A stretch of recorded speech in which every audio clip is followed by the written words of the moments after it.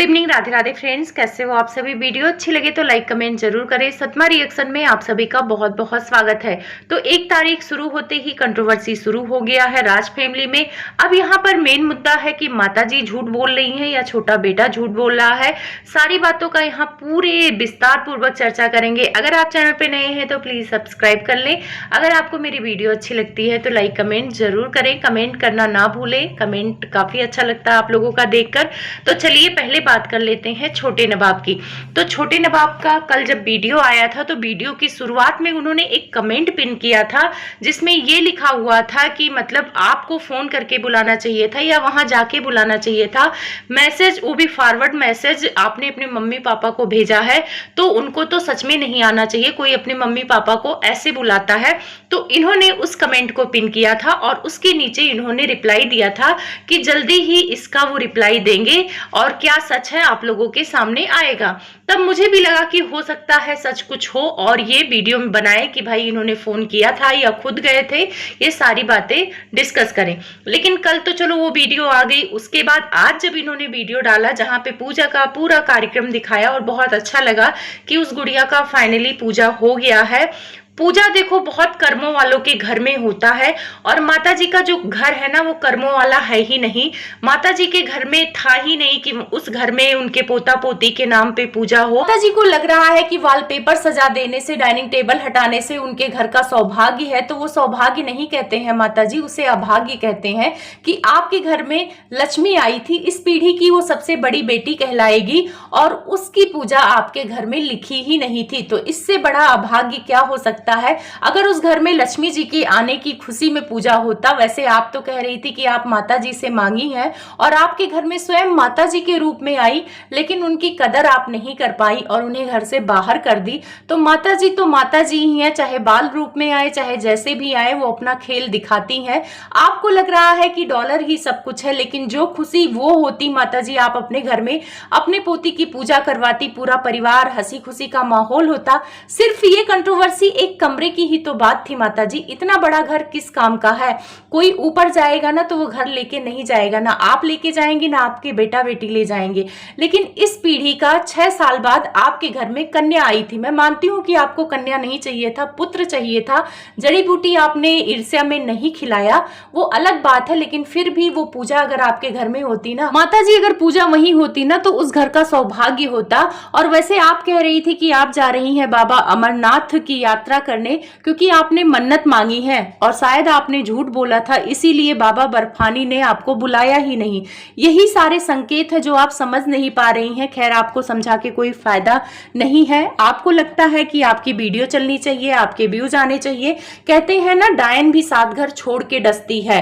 और आपका बेटा था, नामकरण की पूजा हो जाती, फिर आज आप सबको बता देती कि क्या बात थी, क्यों आप पूजा में नहीं गई।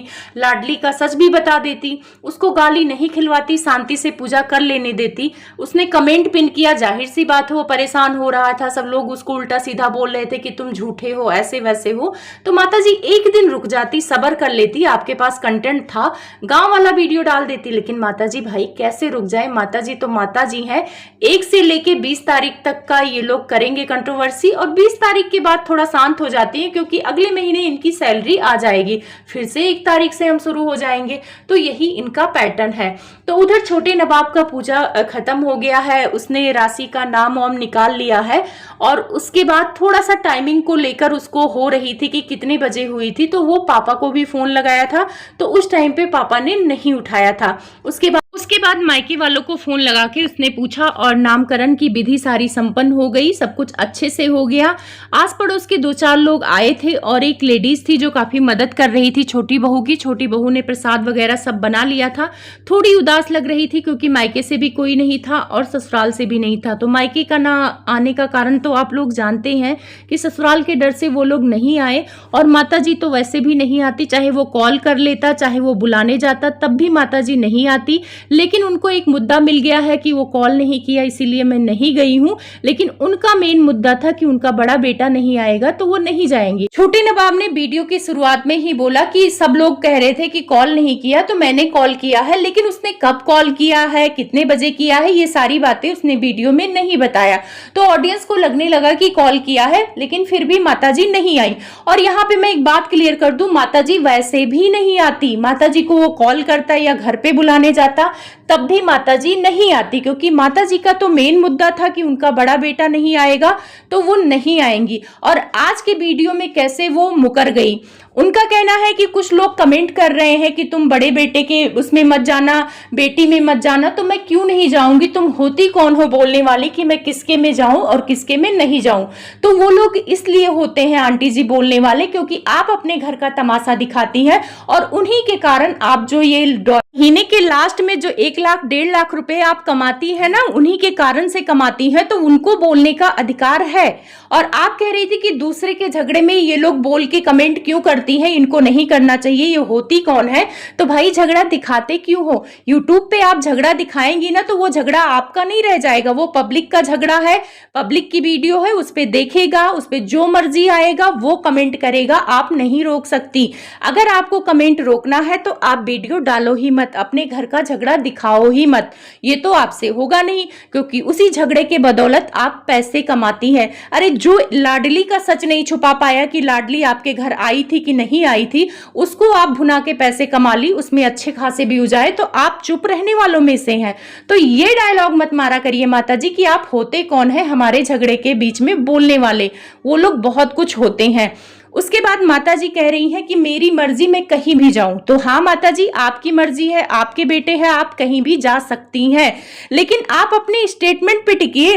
कल की वीडियो में आप बोल रही थी कि जहां पे दोनों बेटे शामिल नहीं होंगे वहां पे आप कैसे जा सकती हैं, माँ बाप कैसे शामिल हो सकते हैं। और आज तो आप बदल गई। वैसे तो आप कहती हैं झूठ नहीं बोलती हैं, पर झूठ बोलो ना बोलो आपका स्टेटमेंट चेंज होता रहता। आज कह रही हैं कि जो इज्जत से बुलाएगा उसके यहाँ जाऊंगी। तो क्या छोटे नवाब आपको बेइज्जत करके बुला रहे थे? क्या वो इज्जत से नहीं बुला रहे थे? वो भी तो इज्जत से ही बुला रहे थे, गाली देके तो बुला नहीं रहे थे। लेकिन आपको वहां जाना ही नहीं था, क्योंकि आपका बड़ा बेटा वहां पे नहीं आया है और इस टाइम पे आपको अपने बड़े बेटे का साथ देना है।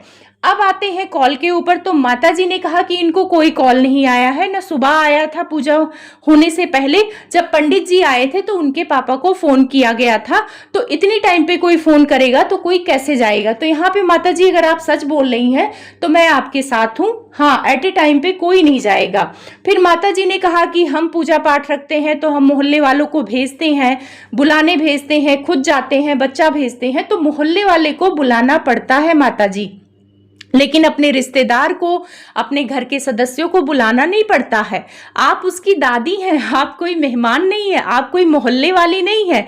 आपको तो बिना बुलाए भी जाना चाहिए, वहां पे बुलाने की तो बात ही नहीं है। आप कैसी बात करती हैं।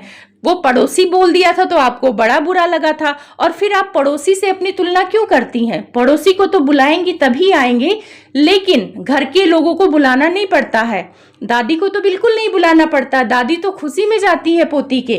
तो लेकिन यहाँ पर आप लोग का मनमुटाव चल रहा था, तो यहाँ पे छोटे नवाब को बुलाना चाहिए था, घर जाके ही बुला लाते। छोटी बहू ना भी जाती तो खुद जाके मम्मी पापा को इनवाइट करके आना चाहिए था। अगर दूर होते, किसी दूर शहर में होते तो चलो हम लोग कहते कि भाई नहीं पहुंच पाए, मैसेज कॉल से बुला लिया, लेकिन पास में तो जाना चाहिए था। तो अगर यहाँ पे आंटी जी सही बोल रही हैं तो वो सही है, लेकिन आंटी जी को वहां जाना बिल्कुल ही नहीं था। यहाँ ऑडियंस को मैं क्लियर कर दूं, जिस हिसाब से आंटी का स्वभाव है वो बिल्कुल ही नहीं जाती। जब घर में पूजा पाठ हो रहा था तो उसमें तो माता जी शामिल हो ही नहीं रही थी, वहां पे आपको बुला नहीं रहा था माता जी, वहां पे तो आप ही करता धरता थी, आप तो घर में ही रह रही थी, वहां पे आपको भी मिलजुल के करना था। तो वहां पे तो आप नहीं गई, आप बोली कि मैं नहीं शामिल होऊंगी जिसमें मेरा बेटा शामिल नहीं होगा।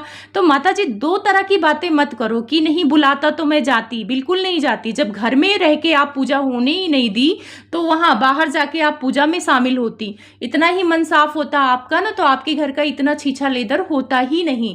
बस केवल आप डायलॉग में मैं माँ हूँ कर सकती हैं और मैं झूठ नहीं बोलती हूँ। तो माता जी आप बहुत झूठ बोलती हैं।